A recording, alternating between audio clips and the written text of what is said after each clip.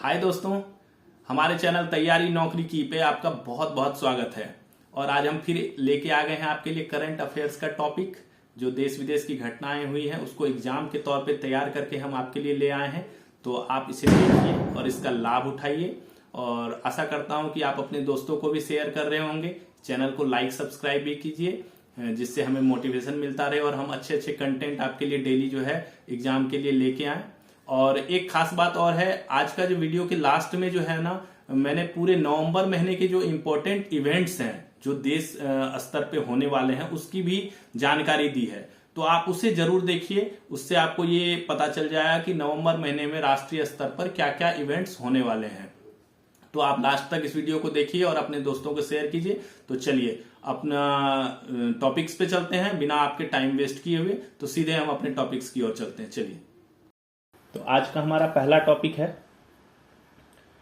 छत्तीसगढ़, उत्तराखंड, झारखंड, कर्नाटक, केरल, हरियाणा, मध्य प्रदेश राज्यों का स्थापना दिवस मनाया गया है। कब हुआ है यह स्थापना दिवस? 1 नवंबर को जो है आज इसका स्थापना दिवस मनाया गया। 1 नवंबर 2000 को मध्य प्रदेश से कौन अलग हुआ? छत्तीसगढ़। उत्तर प्रदेश से कौन अलग हुआ? उत्तराखंड। और बिहार से कौन अलग हुआ? झारखंड। नए राज्य के रूप में अलग हुए थे। इस वर्ष इन तीनों राज्य की 25वीं जयंती अर्थात रजत जयंती है। तीनों जो राज्य हैं उनकी 25वीं जयंती है। 25 साल हो गए, 2000 में ये अलग हुआ और अभी 2025 है। इसके अलावा 1 नवंबर को किसका स्थापना दिवस है? हरियाणा, केरल, कर्नाटक ये भी अपना स्थापना दिवस जो है मना रहे हैं। मध्य प्रदेश ये भी अपना स्थापना दिवस मना रहे हैं। अब चलिए देखते हैं कर्नाटक। कर्नाटक में क्या होता है? हर साल 1 नवंबर को जो है कन्नड़ राज्योत्सव, ये राज्योत्सव मनाया जाता है। कन्नड़ राज्योत्सव, इसका गठन जो है, कर्नाटक का गठन जो है भाषाई आधार पर किया गया था।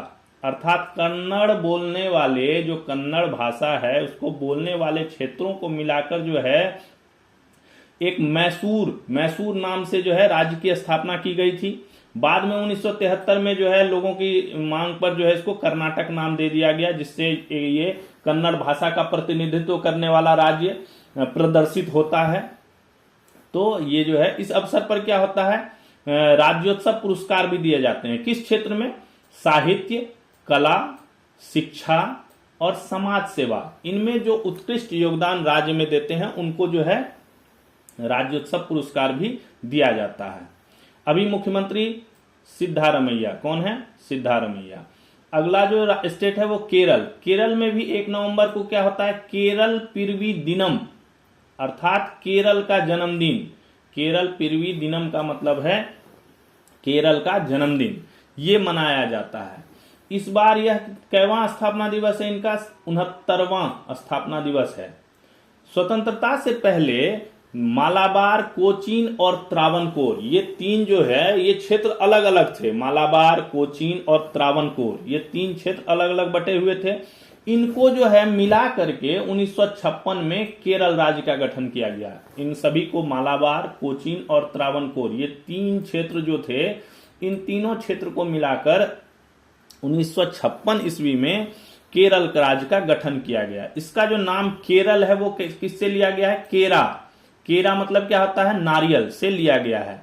यह राज्य उत्तर में किससे घिरा हुआ है? कर्नाटक से, दक्षिण में तमिलनाडु से और पश्चिम में अरब सागर से घिरा हुआ है। किस लिए ये प्रसिद्ध है? बैकवाटर, हरियाली तथा आयुर्वेदिक परंपराओं के लिए ये राज्य जो है प्रसिद्ध है। और एक चीज यहाँ पे बहुत इंपॉर्टेंट हुआ था, 2021 ईस्वी में यहाँ पे चरम गरीबी उन्मूलन परियोजना, एक्सट्रीम पोवर्टी इरेडिक्शन प्रोजेक्ट, ईपीईपी, क्या है? एक्सट्रीम पोवर्टी इरेडिक्शन प्रोजेक्ट, ईपीईपी की शुरुआत की गई।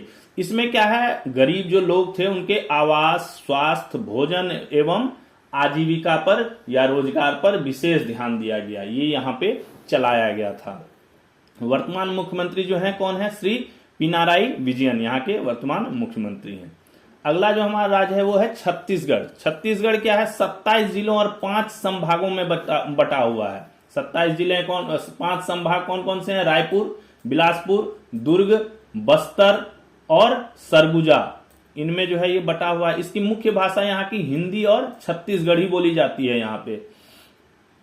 इस बार इस जो अभी स्थापना दिवस हुआ है, इस अवसर पर जो है छत्तीसगढ़ के रायपुर में नया विधानसभा भवन तथा शहीद वीर नारायण सिंह स्मारक सह जनजातीय स्वतंत्रता संग्राम सेनानी संग्रहालय, ये याद रखिएगा, ये बहुत इंपॉर्टेंट है।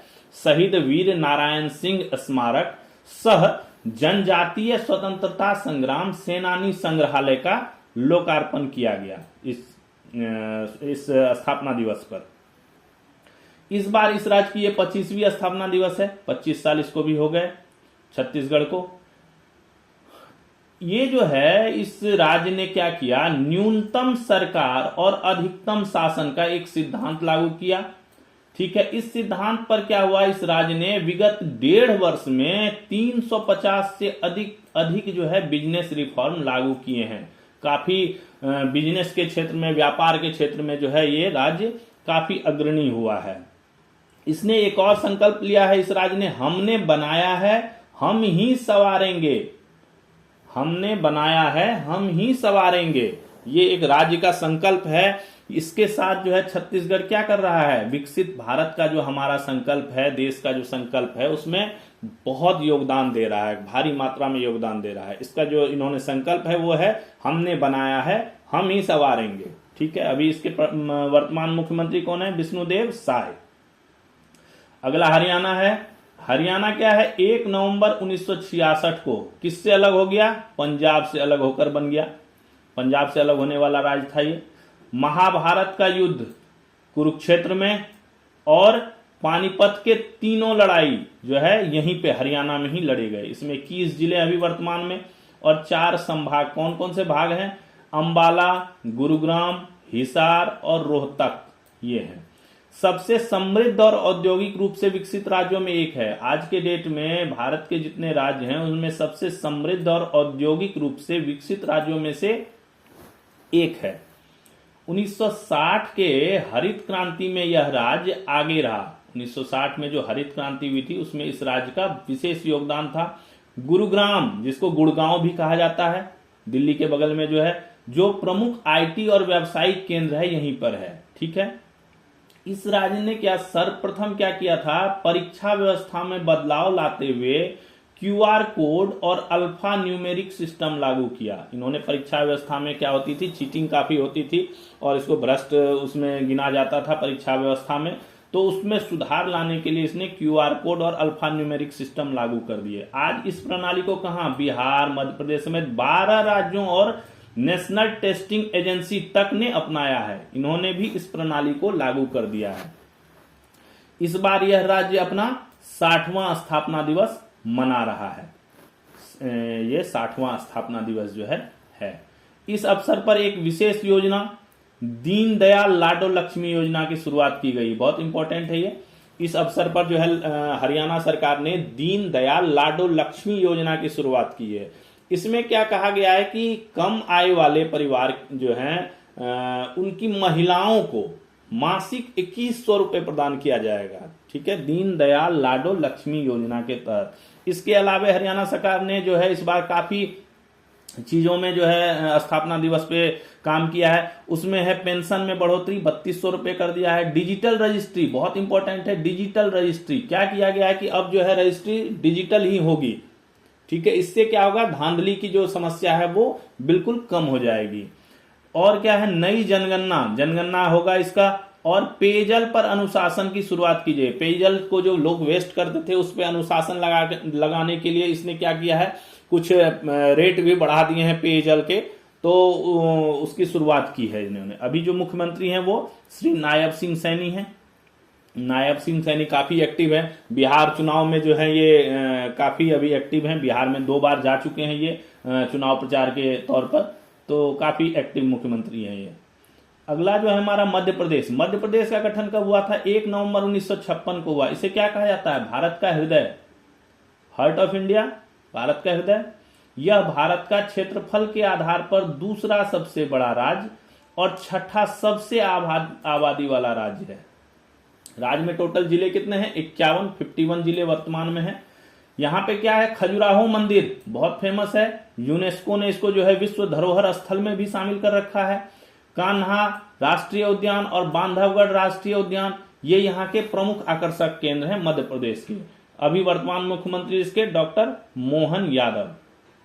उत्तराखंड सरकार 1 नवंबर 2000 को उत्तर प्रदेश से अलग होकर राज्य बना था। इसने भी ये भी अपनी 25वीं जयंती यानी रजत जयंती मना रहा है। और मुख्यमंत्री कौन है? पुष्कर सिंह धामी। झारखंड भी जो है 1 नवंबर 2000 को किससे अलग हुआ? बिहार से अलग हो गया और इस वर्ष ये जो है 25वीं जयंती मना रहा है। इसके मुख्यमंत्री कौन है? हेमंत सोरेन।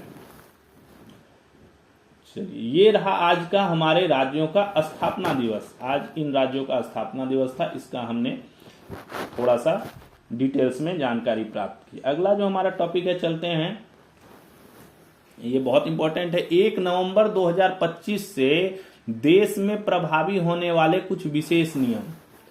1 नवंबर 2025 से क्या है? देश में जो है कुछ नियम जो हैं वो लागू किए जा रहे हैं, कुछ अपडेट किए जा रहे हैं। तो देखते हैं क्या क्या कुछ जो विशेष नियम है जो जिससे काफी ज्यादा इफेक्ट होगा, वो कौन से हैं।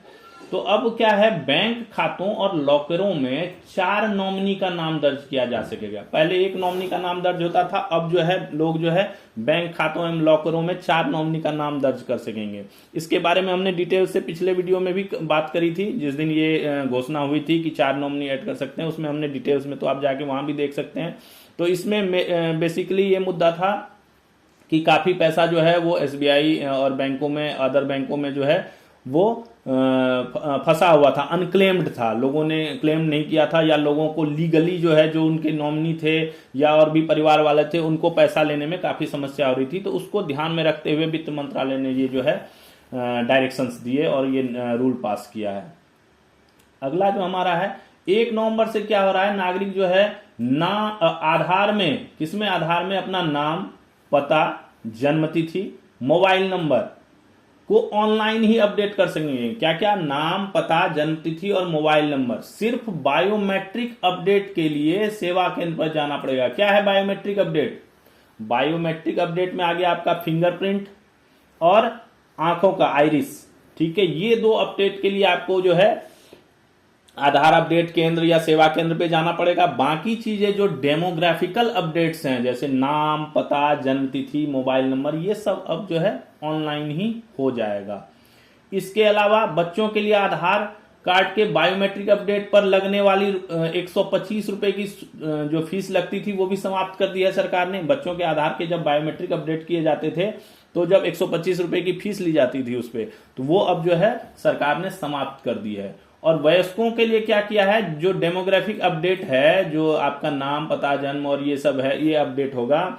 ये जो डेमोग्राफिकल चीजें हैं उसके लिए 75 रुपए, और जो बायोमेट्रिक अपडेट, अगर किसी का फिंगरप्रिंट का कुछ इशू है या आइरिस का कोई इशू है, इसको अगर कुछ अपडेट कराना है तो उस पर 125 रुपए लगेंगे। ये भारत सरकार ने नया रूल लागू किया है।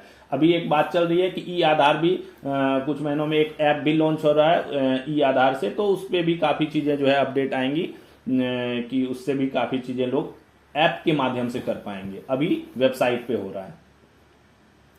अगला है म्यूचुअल फंड ट्रांसपेरेंसी रूल।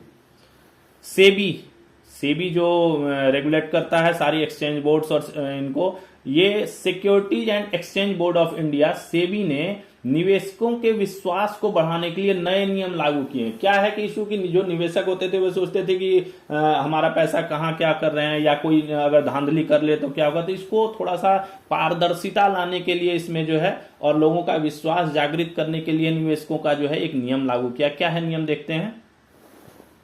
अगर एसेट मैनेजमेंट कंपनी के कोई अधिकारी, जो एसेट मैनेजमेंट कंपनी है आपकी, यानी जो भी जिसके थ्रू जो है पैसा लगाया जाता है, उसका कोई अधिकारी या कर्मचारी या उसके संबंधी तीनों में से कोई अगर 15 लाख से अधिक का म्यूचुअल फंड ट्रांजैक्शन करता है, क्या करता है? 15 लाख से अधिक का म्यूचुअल फंड ट्रांजैक्शन करता है, तो एसेट मैनेजमेंट कंपनी द्वारा इसकी सूचना कंप्लायंस अधिकारी को दी जाएगी।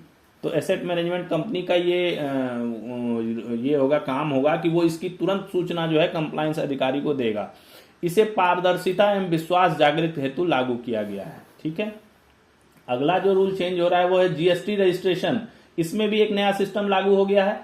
इसमें क्या हुआ है कि कम रिस्क वाले जो आवेदन हैं, जो जिनमें रिस्क, जिनको अप्रूव करने में रिस्क बहुत कम है, जिनके जो कारोबार है उनमें बहुत रिस्क कम है, तो उनको जो है, उन आवेदकों को जो है ऑटोमेटेड अप्रूवल मिलेगा। इसमें किसी भी जांच पड़ताल या किसी भी तरह के उसकी जरूरत नहीं पड़ेगी। ये ऑलरेडी जो है ऑटोमेटेड अप्रूव हो जाएगा। जैसे ही आपके सिस्टम में सारे डाटा भरेंगे, आपका वो सिस्टम जो है वो चेक कर लेगा सारी चीजों को, और उस कम रिस्क वाले आवेदनों को जो है ये ऑटोमेटेड अप्रूव कर देगा। तो ये कुछ खास नियम थे जो कि 1 नवंबर से जो है लागू हो रहे हैं। अगला जो हमारा आज का टॉपिक है वो है दरबार मूव की प्रक्रिया शुरू। क्या है दरबार मूव? दरबार मूव जम्मू कश्मीर में होता था। दरबार मूव दरबार मूव की प्रक्रिया जम्मू कश्मीर में शुरू हो गई है। ठीक है, इसके तहत क्या होगा? सरकारी कार्यालय क्या होंगे? 3 नवंबर से जम्मू में काम करेंगे। 3 नवंबर से जो है, शुक्रवार को जब ऑफिस बंद हुई, यानी 31 अक्टूबर को जब ऑफिस बंद हुआ, उसके बाद सारी ऑफिसों को शिफ्ट करने का काम शुरू हो गया, और 3 नवंबर से जो है जम्मू में ये ऑफिस फंक्शनिंग हो जाएगा, और 6 महीने वहीं रहेंगे। 6 महीने तक वहीं रहेंगे। सीएम सचिवालय सहित कुल 39 कार्यालय पूरी तरह फुल्ली चला जाएगा, और 47 विभाग जो है कैंप के रूप में स्थानांतरित होंगे। यानी 47 विभाग जो है वो टेम्पोरली, यानी कैंप बेस बना के जो है अपना कार्य वहां करेंगे और फिर वापस आ जाएंगे। यह प्रक्रिया 2021 में बंद कर दी गई थी। ठीक है, परंतु इस बार सीएम उमर अब्दुल्ला ने क्या किया है? इसे बहाल कर दिया है। इसमें ये दरबार मूव क्या है? बेसिकली जब सर्दी का मौसम आ जाता है तो श्रीनगर से जो है सारा सरकारी कार्यालय जो है वो उठ के शिफ्ट हो जाता है जम्मू में, और जब वहां पे गर्मी आ जाएगी तो सारा कार्यालय उठ के शिफ्ट हो जाएगा श्रीनगर में। तो बेसिकली इसी को जो है दरबार मूव कहा जाता है। अगला जो हमारा टॉपिक है वो है भारत का त्रिशूल युद्धाभ्यास। युद्ध का अभ्यास भारत कर रहा है, वो त्रिशूल नाम से। क्या है?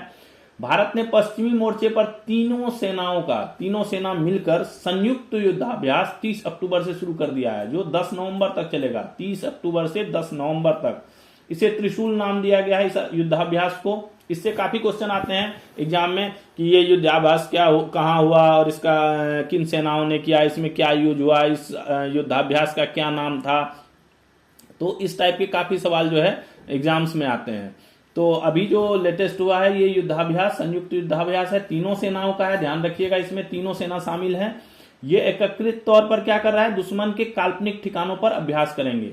दुश्मन के जो काल्पनिक ठिकाने का एक वो खाका बना के और उस पर जो है ये अभ्यास करेंगे। इसमें भाग लेने वाले मुख्य हथियार, आर्मी की तरफ से क्या भाग ले रहा है? T-90 टैंक, स्वदेशी ब्रह्मोस की इकाइयों का अभ्यास होगा। इसमें जमीन से हवा एवं हवा से जमीन पर मार करने वाली मिसाइलें होंगी। इन सभी का भी उपयोग जो है युद्धाभ्यास के दौरान किया जाएगा। जल सेना का क्या उपयोग होगा? युद्धपोत, इनके युद्धपोत आएंगे कौन से? कोलकाता श्रेणी के विध्वंसक और नीलगिरी श्रेणी के युद्धपोत भाग ले रहे हैं।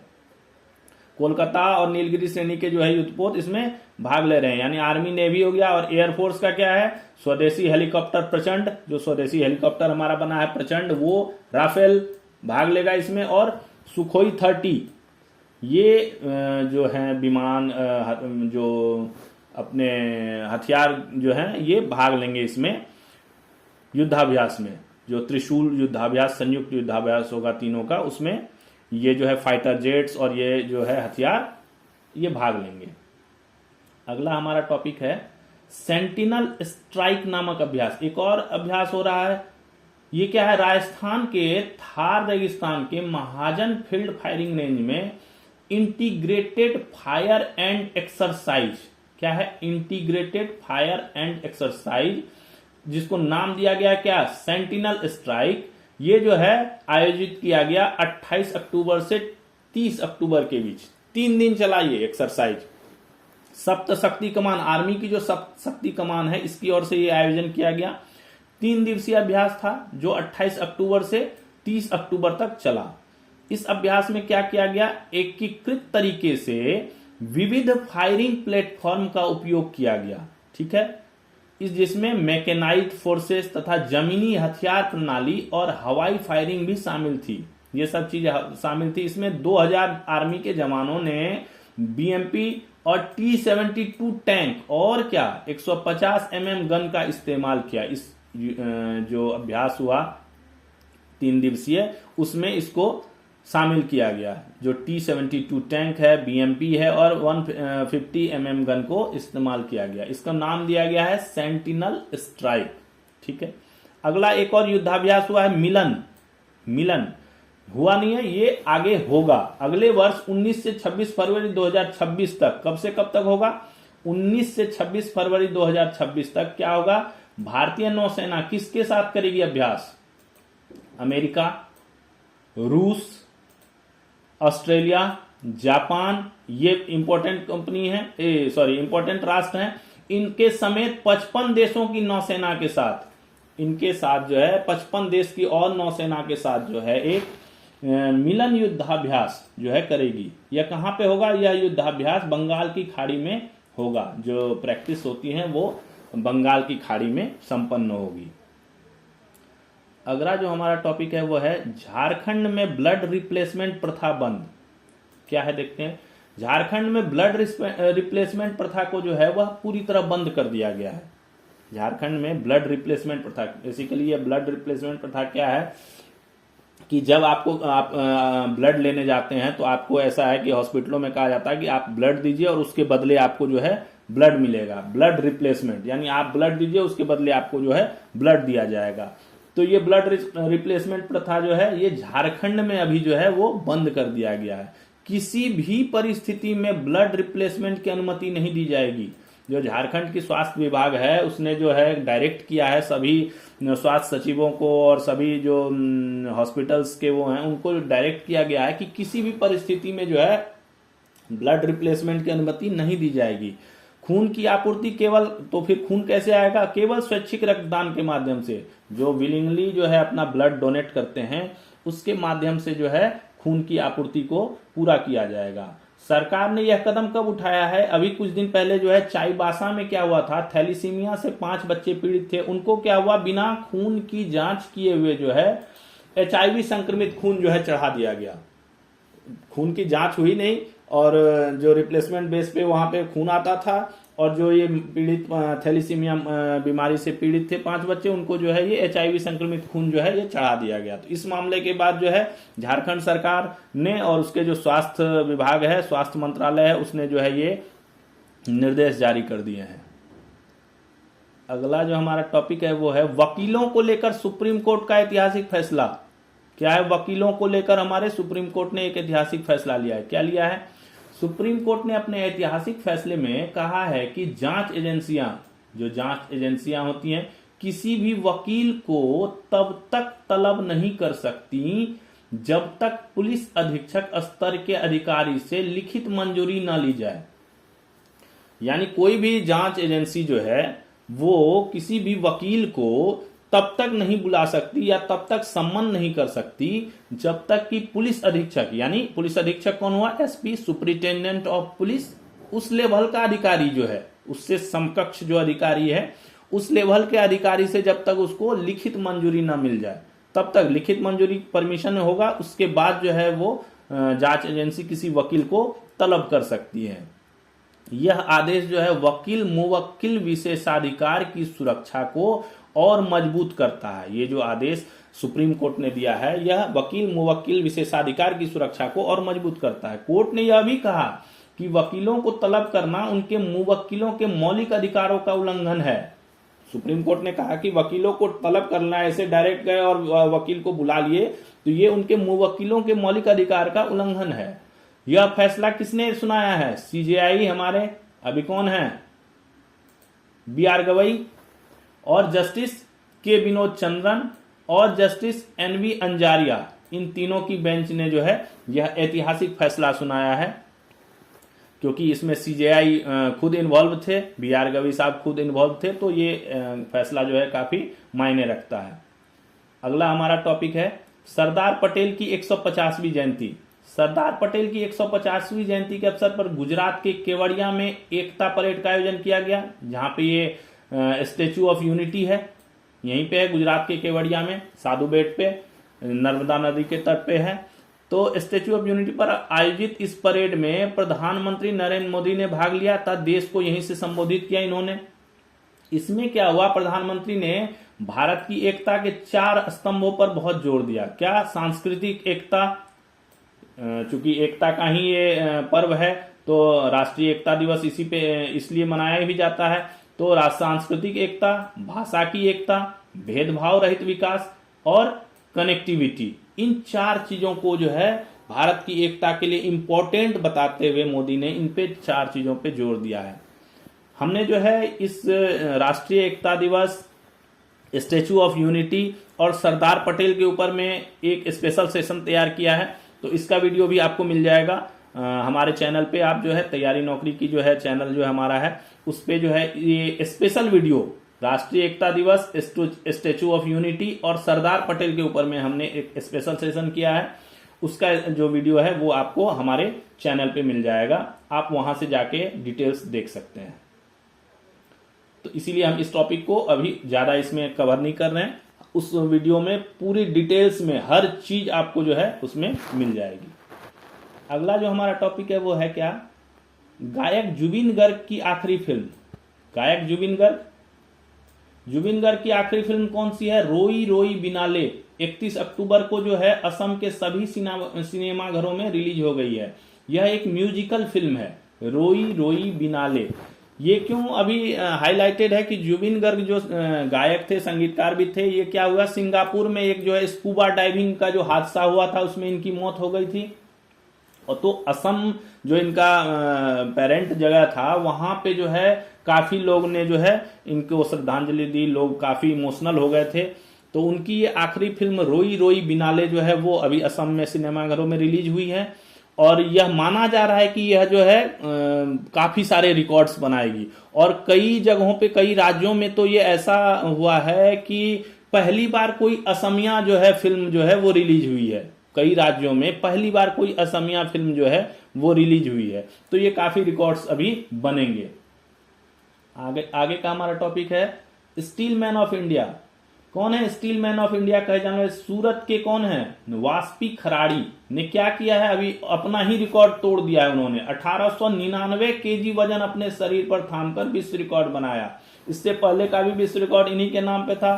अभी इन्होंने रिसेंटली जो यह कारनामा कहां पे हुआ? सूरत में आयोजित 17वीं अक्षय कुमार कूडो टूर्नामेंट के दौरान उन्होंने क्या किया? 1899 केजी जो है अपने वजन जो है अपने शरीर पर थाम लिया और ये विश्व रिकॉर्ड बनाया है। अगला जो हमारा टॉपिक है वो है शिक्षा Mahakumbh 2025। National institute of pharmaceuticals education and research, NIPER, ध्यान रखिएगा, NIPER, national institute of pharmaceuticals education and research. आप इसको नोट भी कर सकते हैं, नोट करते जाइए, काफी इंपॉर्टेंट नोट्स आपके बन जाएंगे इससे। तो ये जो कहां पे है? मोहाली पंजाब में जो है 31 अक्टूबर को क्या हुआ? शिक्षा महाकुंभ 2025 की शुरुआत हुई। क्या है ये शिक्षा महाकुंभ 2025? इसका उद्देश्य क्या है? ये महाकुंभ करने का क्या उद्देश्य है? इसमें क्या होता है, शिक्षा जगत के सभी वर्गों को एक मंच पर लाकर नई शिक्षा नीति, जो न्यू एजुकेशनल पॉलिसी है, उस पर जो है डिस्कशन किया जाता है। ठीक है, कि क्या किया जाए, किससे अच्छे परिणाम आएंगे, बच्चों को किससे सुविधा होगा, पढ़ाई में क्या लाने से जो है कोर्स अच्छा बनेगा। इन पे काफी मुद्दों पे जो है विचार विमर्श किया जाता है, काफी जो है बड़े बड़े शिक्षाविद की तरफ से, ताकि क्या हो, उसके परिणामों को जमीनी स्तर पर लागू किया जा सके।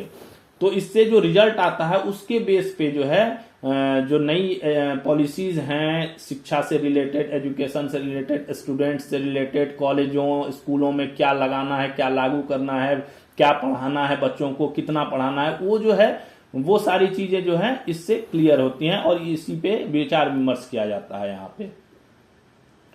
अगला जो है हमारा पानीपत में 78वां निरंकारी संत समागम।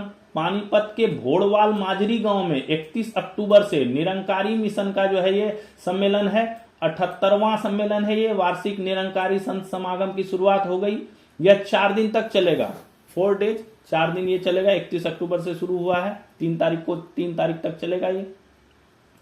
अगला जो हमारा टॉपिक है वो है राजकोषीय घाटे का लक्ष्य। वित्तीय वर्ष 2025-26 के लिए वित्त मंत्रालय ने अभी एक रिपोर्ट जारी किया, उसमें जो है वित्तीय वर्ष 2025-26 के लिए सरकार ने क्या किया है, राजकोषीय घाटे का एक लक्ष्य रखा है कि राजकोषीय घाटा इतना हो सकता है, 4.4% का लक्ष्य रखा है। पहली छमाही में राजकोषीय घाटा कितना लाख करोड़ रुपए हुआ, 5.7 लाख करोड़ रुपए, एवं पूंजीगत खर्च में 40% की वृद्धि हुई। पहली छमाही में कुल कर संग्रह कितना हुआ, टैक्स कितना कलेक्ट हुआ, 18.61 लाख करोड़। फर्स्ट जो छमाही हमारी बीती है साल की, उसमें कुल टैक्स, टोटल टैक्स कलेक्शन जो है वो 18.61 लाख करोड़ रुपए हुआ, जो पिछले वित्तीय वर्ष के पहली छमाही से 2.8% ही ज्यादा है, ज्यादा नहीं 2.8% ही ज्यादा है। बट अभी अनुमान लगाया जा रहा है कि अभी जैसे जीएसटी में रियायत दी गई है तो इससे जो है हमारा जो है टैक्स संग्रह में जो है वृद्धि होगी, ये अनुमान लगाया जा रहा है। अगला इकोनॉमिकल टॉपिक है हमारा अक्टूबर माह में आईपीओ। अक्टूबर माह में क्या हुआ, शेयर बाजार में कुल 14 कंपनियों ने आईपीओ क्या होता है, इनिशियल पब्लिक ऑफरिंग, यानी आरंभिक सार्वजनिक निर्गम।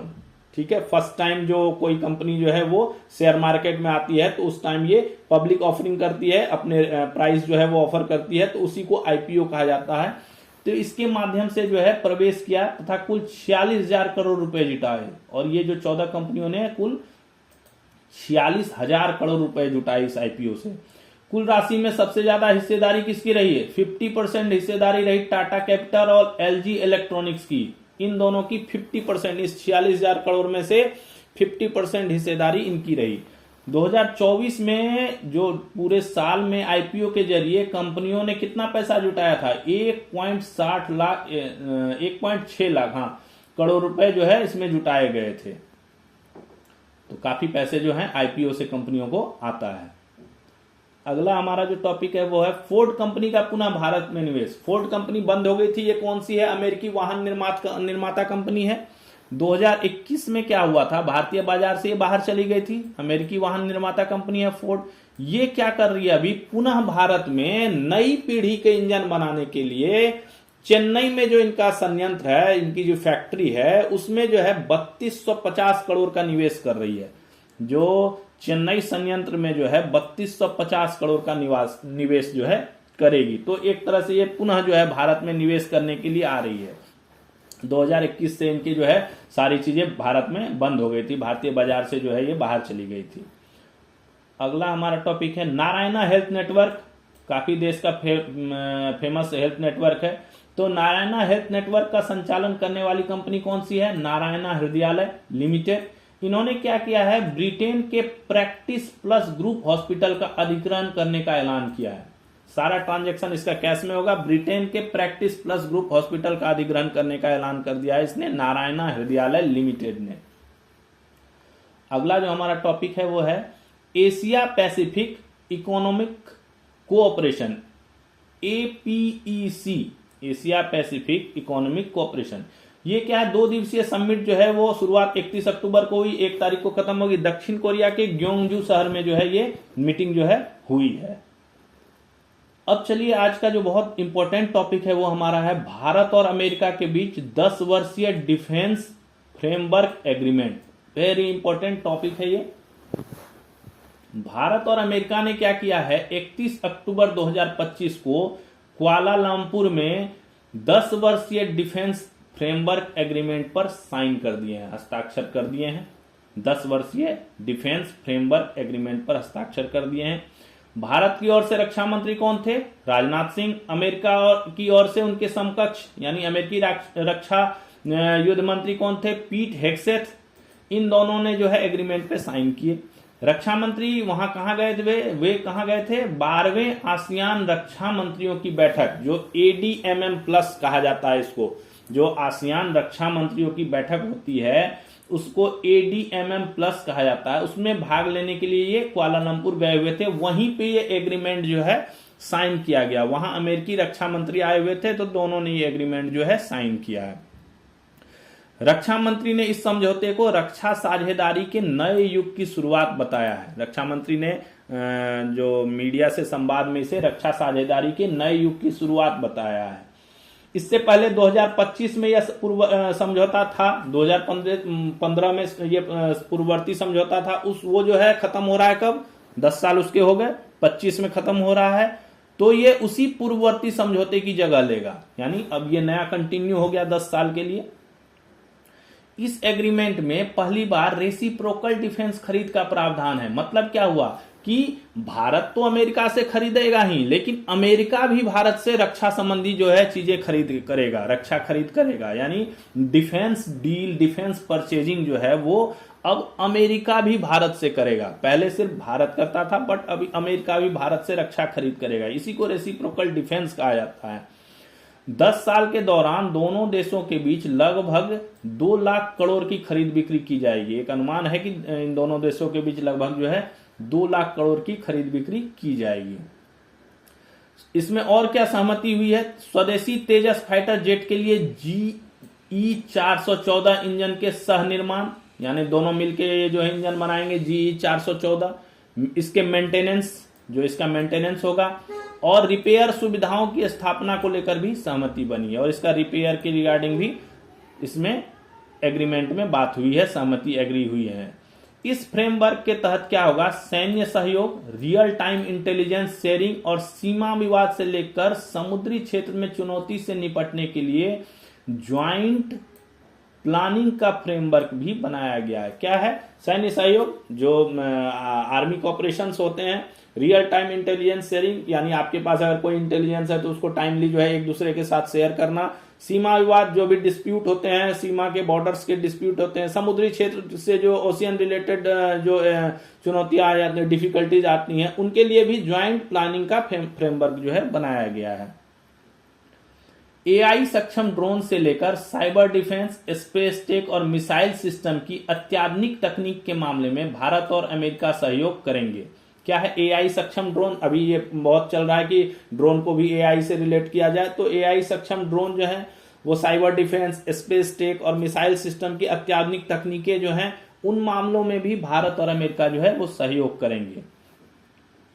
और क्या हुआ? इंडस एक्स, एक जो ट्रीटी है, करार है, इंडस एक्स नाम दिया गया है, उसके तहत जो है डिफेंस स्टार्टअप को भी बढ़ावा दिया जाएगा। जो डिफेंस के क्षेत्र में जो कंपनियां स्टार्टअप करना चाह रही हैं, उनको भी ये बढ़ावा दिया जाएगा। मिलिट्री टू मिलिट्री सहयोग से संयुक्त सैन्य अभ्यास का विस्तार होगा। अभी ऊपर जैसे हमने बताया कि सैन्य सहयोग, मिलिट्री टू मिलिट्री सहयोग, आपसी जो मिलिट्री की सहयोग होती है, उसके तहत क्या होगा? संयुक्त सैन्य अभ्यास भी किया जाएगा। काफी सारे सैन्य अभ्यास किए जाएंगे। इसमें जो है जैसे मालाबार जैसी बहुराष्ट्रीय सैन्य एक्सरसाइज, मालाबार जो सभी कई देशों का जो सैन्य एक्सरसाइज होता है उसको मालाबार है, उसको, और तीनों सेनाओं के टाइगर ट्रायम्फ अभ्यास में आपदा प्रबंधन को भी शामिल किया जाएगा। डिजास्टर मैनेजमेंट का एक टॉपिक होगा, डिजास्टर मैनेजमेंट के टॉपिक को भी इसमें शामिल किया जाएगा। ठीक है। अमेरिकी जेवलिन एंटी टैंक मिसाइलों और स्ट्राइकर बख्तरबंद वाहनों की आपूर्ति भी शुरू की जाएगी। ठीक है। भारत क्या करेगा? जेवलिन एंटी टैंक मिसाइल और स्ट्राइकर बख्तरबंद वाहनों की जो है अमेरिका से लेगा। इसमें फ्यूल सप्लाई एवं अपने बेस का इस्तेमाल करने देना भी शामिल होगा। फ्यूल सप्लाई दोनों देश मिलकर और अपने बेस का, यानी अगर उनका आता है तो हमारे बेस पे और हमारा उनके बेस पे, दोनों की सहमति होगी, उनका इस्तेमाल करने देना भी शामिल होगा। समुद्री सोनार, सोनार क्या होता है? साउंड नेविगेशन एंड रेंजिंग तकनीक, यानी इससे क्या है, पानी के अंदर जो है साउंड वेव जो है उसके माध्यम से यह पता लगाया जाता है कि आगे कितनी दूरी पे दुश्मन का युद्ध वो है, पनडुब्बी है या कोई भी जल का पोत है, वो जो है इसके लिए सोनार का उपयोग किया जाता है। वह मानव रहित पनडुब्बियों का भी विकास होगा, जो मानवलेस होते हैं, यानी सेल्फ पनडुब्बियां होती हैं, उनका भी डेवलपमेंट होगा। यह एग्रीमेंट किसी एक ठेके की गारंटी नहीं देता, बल्कि यह तय करता है कि भविष्य में अगर कोई काम या ऑर्डर दिया जाए तो वह किन शर्तों और नियमों पर काम होगा। ये नहीं है कि ये किसी खास पर्टिकुलर प्रोजेक्ट को टारगेट करता है, नहीं।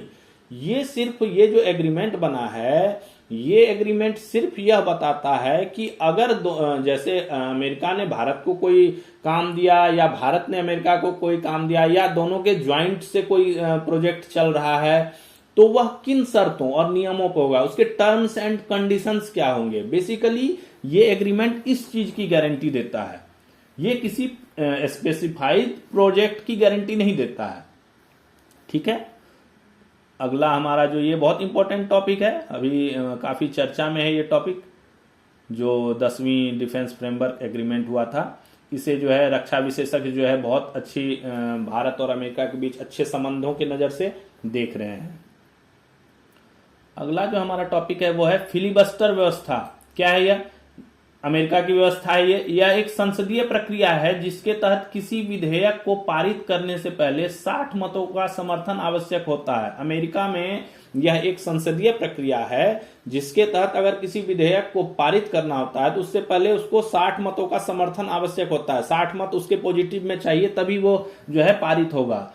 अभी जो अमेरिका में शटडाउन गतिरोध चल रहा है, अभी मैंने पिछले वीडियो में इसके बारे में काफी शटडाउन के ऊपर में काफी ज्यादा डिस्कशन किया था, आप उस वीडियो में देख सकते हैं। तो जो अमेरिकी राष्ट्रपति ट्रंप जो है वो शटडाउन गतिरोध को खत्म करने के लिए क्या कर रहे हैं? सीनेट से क्या मांग कर रहे हैं? ऊपरी संसद से क्या मांग कर रहे हैं? फिलिबस्टर व्यवस्था को समाप्त करने की मांग कर रहे हैं। बोल रहे हैं कि इसको जो है खत्म कर दिया जाए। अगला जो हमारा टॉपिक है वो है सर्बिया में 1 साल बाद भी प्रदर्शन जारी। सर्बिया में क्या हुआ था? 1 नवंबर 2024 को नोवी साद रेलवे स्टेशन था, वहां क्या हुआ था? छत गिर गई थी, स्टेशन की छत गिर गई थी। तो उससे क्या हो गई? 16 लोगों की मौत हो गई थी, 16 लोगों की डेथ हो गई थी। प्रदर्शनकारी जेन जी यानी जो जनरेशन जी है उसके जो प्रदर्शनकारी हैं वे अभी भी 1 साल से सड़कों पे डेरा डाले हुए हैं। 1 साल से 1 नवंबर हो गया तो ये अभी 1 साल हो गया इसको, अभी इसकी जो है 1 साल हो गया इस घटना को हुए, तो अभी भी 1 साल से सड़कों पे डेरा डाले हुए हैं। इस रेलवे स्टेशन को रीडेवलपमेंट किसने किया था? एक चीनी कंपनी ने किया था, जिस पर क्या था? लापरवाही था, भ्रष्टाचार का आरोप है। ठीक है, उसने इस तरह से उसको बनाया कि वो जो है छत उसकी गिर गई और 16 लोगों की मौत हो गई। प्रदर्शनकारी को राष्ट्रपति अलेक्जेंडर वुचिच, कौन है ये? सर्बिया के राष्ट्रपति अलेक्जेंडर वुचिच, उनके इस्तीफे की मांग कर रहे हैं, इसलिए ये प्रदर्शन 1 साल से कंटिन्यू जारी है। अगला जो हमारा टॉपिक है वो है चीन 2030 तक चांद पर मनुष्य भेजेगा। चीन काफी आगे है स्पेस की दुनिया में, स्पेस में वो चांद पर क्या कहा है चीन ने कि 2030 तक चांद पर मनुष्य को भेजने का लक्ष्य रखा है। इसने एक टारगेट किया कि 2030 तक जो है हम चांद पर मनुष्य को भेजेंगे। अगला जो हमारा टॉपिक है वो है Guinness book of world record.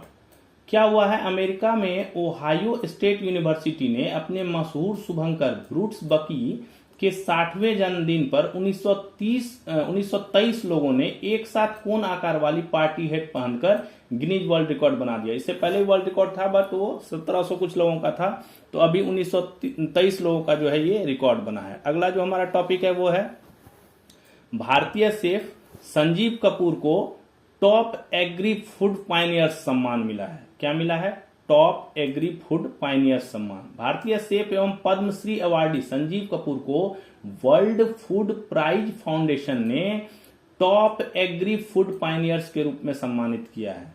उनको सम्मान दिया गया है। उन्हें यह सम्मान किस लिए मिला? पोषण, टिकाऊ खेती और खाद्य प्रणाली में सुधार में किए गए उनके योगदान के लिए उनको जो है ये अवार्ड दिया गया है। अगला जो हमारा टॉपिक है वो है 67 को वर्ल्ड ऑफ द ईयर घोषित कर दिया गया। डिक्शनरी.com जो है इस साल 67 को वर्ल्ड ऑफ द ईयर घोषित किया है, यानी ये वर्ल्ड ऑफ द ईयर होगा। पहली बार किसी संख्या को यह खिताब मिला है, इससे पहले किसी संख्या को जो है वर्ल्ड ऑफ द ईयर जो है घोषित नहीं किया गया था। 67 को जो इंटरनेट की में इस्तेमाल होने वाली भाषा है उसको क्या कहा जाता है? 67 कहते हैं। यह एक इंटरनेट पर इस्तेमाल होने वाली अनौपचारिक या खास बोलचाल की भाषा है। 67 ना बोल के उसको 67 कहा जाता है। अगला जो हमारा टॉपिक है वो है लाइट पूल फेस्टिवल। इंग्लैंड के शहर ब्लैकपूल के ऐतिहासिक टावर बॉल रूम में लाइट पूल फेस्टिवल चल रहा था, जो 1 नवंबर को समाप्त हो गया। ये एक फेस्टिवल होता है इंग्लैंड के शहर में, वो जो है 1 नवंबर को समाप्त हो गया।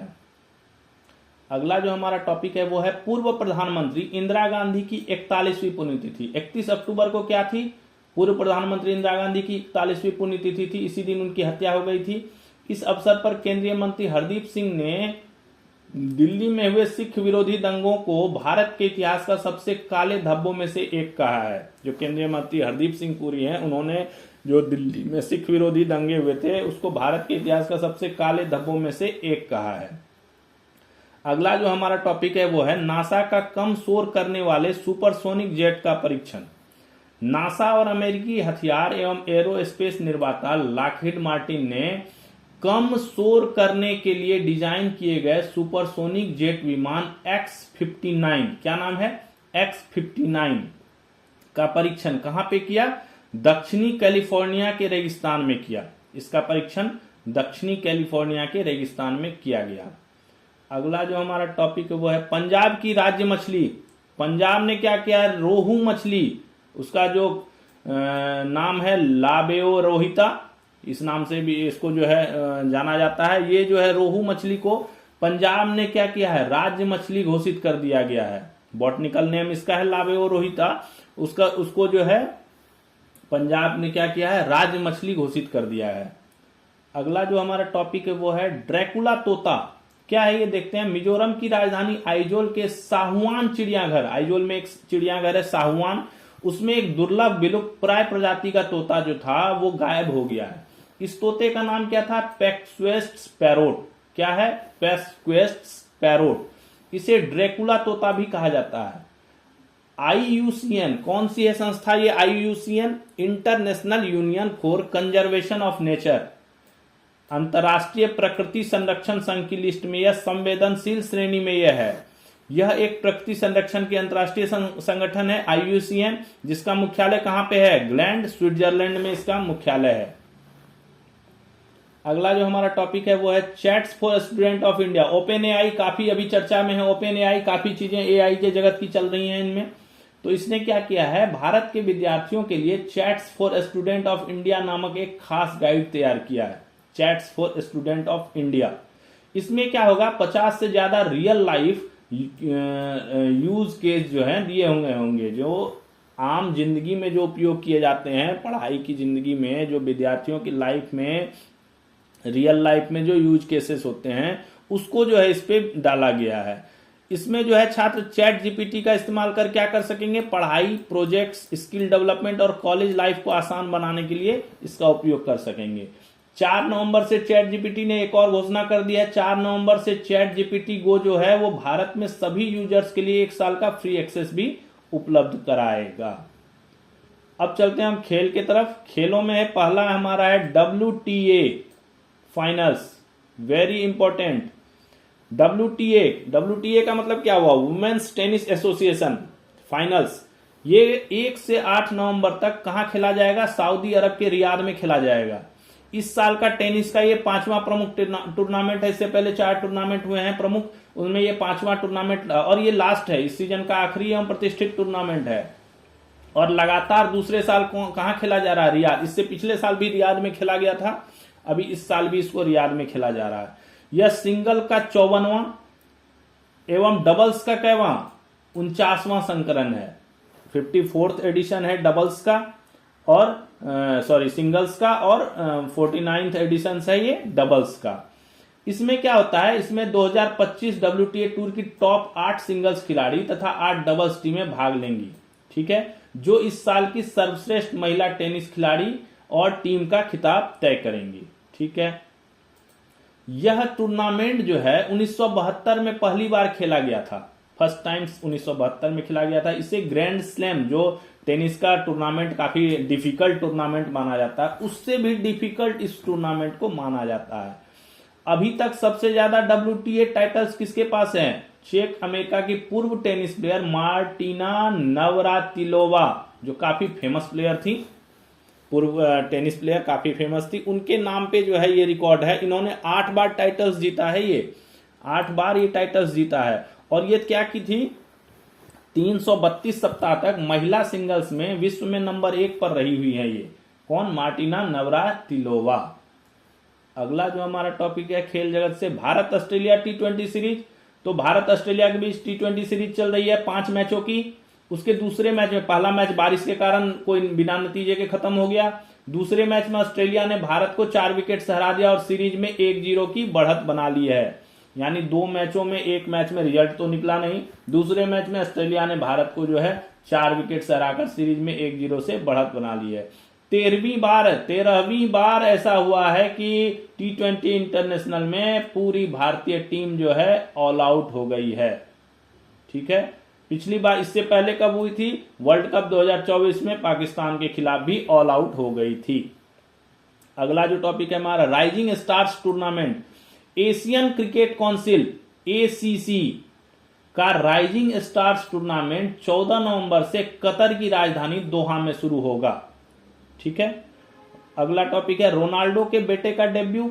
मशहूर फुटबॉल खिलाड़ी कौन है? क्रिस्टियानो रोनाल्डो, सभी जानते हैं उनको। उनके बेटे क्रिस्टियानो रोनाल्डो जूनियर ने पुर्तगाल की अंडर 16 टीम से डेब्यू कर लिया है। ठीक है, अगला हमारा टॉपिक है भारतीय हॉकी टीम के पूर्व गोलकीपर मैनुअल फ्रेडरिक का निधन हो गया है। भारतीय हॉकी टीम के पूर्व गोलकीपर कौन थे? मैनुअल फ्रेडरिक। उनका 31 अक्टूबर को निधन हो गया। इन्हें ये क्यों फेमस थे? 2019 में इन्हें major Dhyan Chand lifetime achievement award से सम्मानित किया गया था। ये टाइगर नाम से भी मशहूर थे, इनको टाइगर भी कहा जाता था। अगला टॉपिक है हमारा फिडे विश्व कप 2025। किस चीज का? शतरंज का। 1 नवंबर से ये शुरू हो गया है। पणजी में फिडे विश्व कप 2025 की शुरुआत हुई है। फिडे शतरंज विश्व कप की ट्रॉफी का नाम इस बार क्या रखा गया है? 5 बार के चैंपियन विश्वनाथन आनंद के नाम में, इस ट्रॉफी का सम्मान में इसका नाम जो है विश्वनाथन आनंद ट्रॉफी रखा गया है। उनके सम्मान में इस ट्रॉफी का नाम विश्वनाथन आनंद ट्रॉफी रखा गया है। अगला जो टॉपिक है हमारा ब्रिटिश पर्व हॉप टू ना। क्या होता है देखते हैं। ब्रिटिश द्वीपों के बीच स्थित एक छोटे द्वीप आयल ऑफ मैन, ये द्वीप का नाम है आयल ऑफ मैन, में एक खास पर्व मनाया जाता है हॉप टू ना। ये कब मनाया जाता है? अभी मनाया जाता है, इसी सीजन में। यह त्योहार फसल कटने और सर्दी आने के बीच मनाई जाती है। यह माना जाता है, इस त्योहार का जो मकसद है, यह माना जाता है कि यह इस रात जीवित दुनिया और मृत्यु लोक के बीच की सीमाएं धुंधली हो जाती हैं। ऐसा इस पर्व को मनाने का ये है मान्यता है ऐसी कि इस रात जो है जीवित दुनिया और मृत्यु लोक के बीच की सीमाएं कम हो जाती हैं, धुंधली हो जाती हैं। और ये ब्रिटेन में ब्रिटिश द्वीप है जो आइल ऑफ मैन, वहां पे मनाया जाता है हॉप टू ना। चलिए, ये हमारा आज का सारा टॉपिक था। और जैसा कि मैंने आपको शुरू में ही बताया था कि हम अभी अगले नवंबर महीने में जो कुछ इंपॉर्टेंट इवेंट्स होने वाले हैं देश में, उस पर जो भी हम थोड़ा सा प्रकाश डालेंगे, जैसा मैंने बताया था। चलिए हम उस टॉपिक पे चलते हैं कि नवंबर माह में क्या क्या प्रमुख इवेंट होने वाला है, नेशनल लेवल पे क्या क्या राष्ट्रीय इवेंट होने हैं। तो फटाफट हम इसको देख लेते हैं। 2 नवंबर को क्या होगा? इसरो कम्युनिकेशन सैटेलाइट लॉन्च करेगा। इसरो जो है वो कम्युनिकेशन सैटेलाइट को लॉन्च करेगा। 4 नवंबर को क्या होने जा रहा है? SIR। ये SIR का टॉपिक काफी बार आ चुका है, मेरे ख्याल से 2-3 वीडियो में ये SIR का टॉपिक आया हुआ है। Special intensive revision.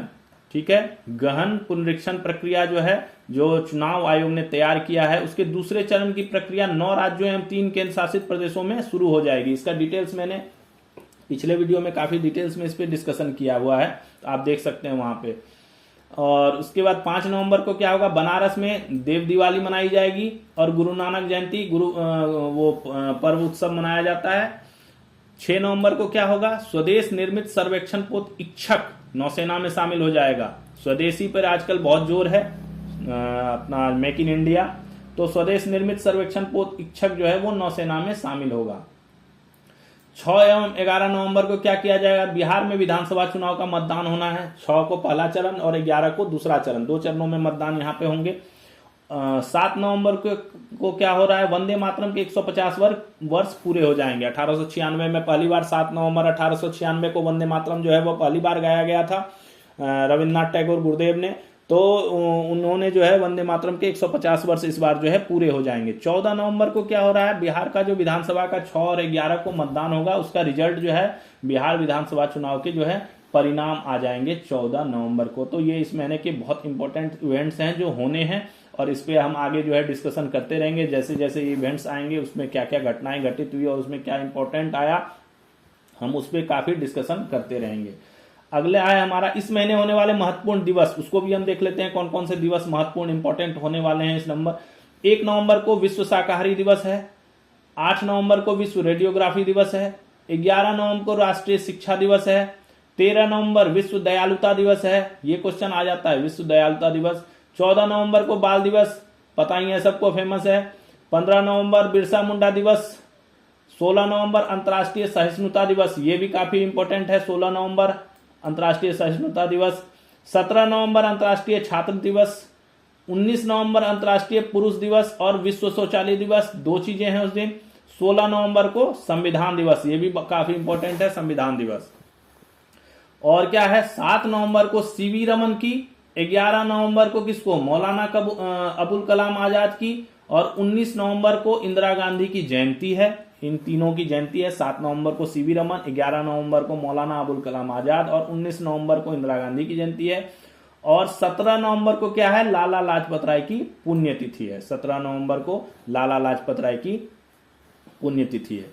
तो ये थे हमारे नवंबर में होने वाले कुछ नेशनल लेवल इवेंट्स, बहुत इंपॉर्टेंट थे। इसमें से भी काफी क्वेश्चंस आते हैं कि ये इवेंट कब हुआ, ये कब हुआ, ये दिवस कब मनाया जाता है। तो आप जो है इसको देखिए, इसको नोट कीजिए, इसका नोट बनाइए। तो ये था हमारा आज का करंट अफेयर्स का टॉपिक। आशा करता हूं कि आपको ये आज का सेशन बहुत अच्छा लगा होगा और आप इसका नोट्स बनाइए, इससे काफ़ी लाभ उठाइए। एग्जाम जो आप जिस एग्जाम की तैयारी कर रहे हैं, सभी एग्जाम्स में ये जो है हेल्पफुल होंगे। आप चाहे रेलवे की कर रहे हो, एसएससी की कर रहे हो, सीपीओ की कर रहे हो, किसी स्टेट पुलिस या स्टेट डिपार्टमेंट के किसी एग्जाम की तैयारी कर रहे हो, हर एग्जाम में जो है ये आपको काफ़ी मददगार साबित होगा। तो इसका जो है, और ये हम डेली लेके आते हैं, तो आप डेली हमारे चैनल को देखिए, हमारे चैनल को लाइक सब्सक्राइब कीजिए, जिससे हम मोटिवेट होते रहें और ऐसे ही मेहनत से आपके लिए जो है हम वीडियो तैयार करके और ये कंटेंट तैयार करके लाएं। तो चलिए आज का सेशन हम यहीं पे समाप्त करते हैं और आप लोग का इस सेशन को देखने के लिए धन्यवाद। थैंक्स। जय हिंद।